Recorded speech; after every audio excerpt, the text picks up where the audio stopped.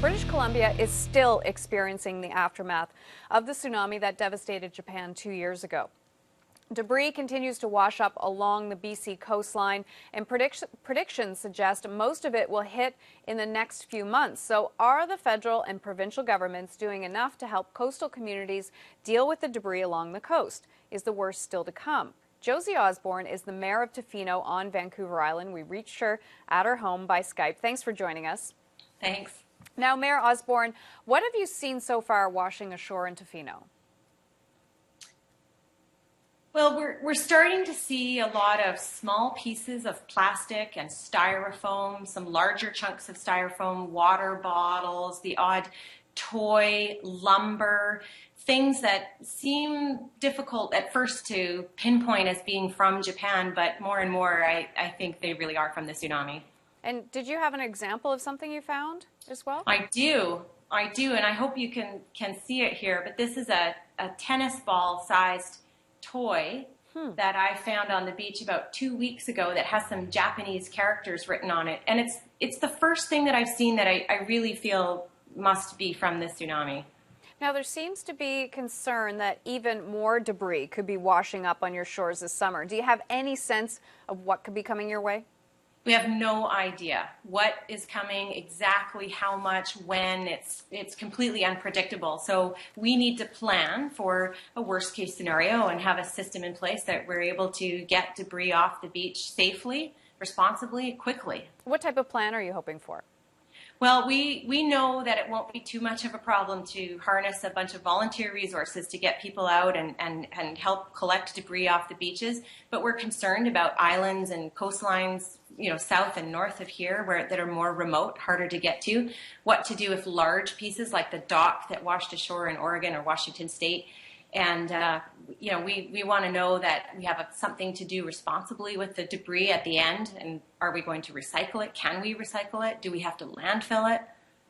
Now, Environment Minister Terry Lake has said that it is this small debris, you're going to see that around, that it probably isn't as bad as you might think. Do you agree with that?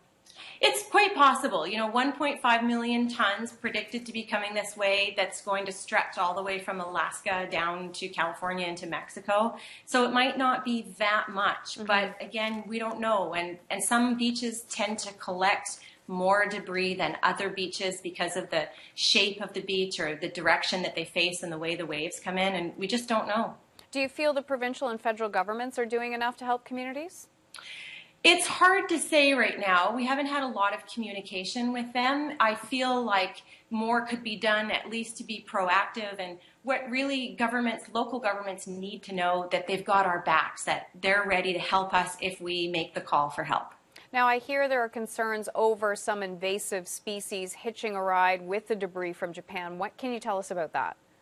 Well, invasive species, that's exactly what they could do. They could hitch a ride. They might have been, coming from that part of the Pacific Ocean, plants and animals that are not native to British Columbia, hitching a ride on a piece of plastic and arriving on our shores. And there's no way of predicting whether something would become established. And if it did, would it be a competitor with local species here? Could it be a disease of some kind or a predator on local shellfish, for example?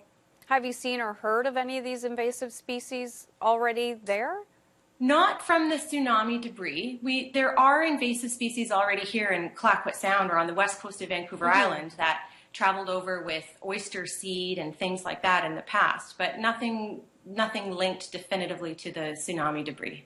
And are there any concerns, excuse me, about the food as well, like of fish and things like that?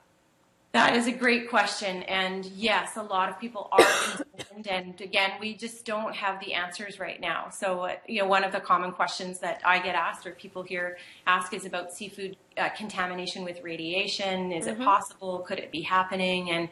And we don't have all the answers yet. So are you hoping that the governments help you do tests with that? I sure am, yeah. In what way? Just come out, take the lead? We need specialists or experts to come out here and help us measure or teach us how to measure things. We need to know that things we're going to eat are safe. And there's a lot of people in Tofino and around Tofino whose livelihoods depend on the ocean, fishing, aquaculture, First Nations people who harvest food almost daily from the ocean. Everybody just wants to know that we're safe. Josie Osborne, Mayor of Tofino, I want to thank you for your time today. Thank you.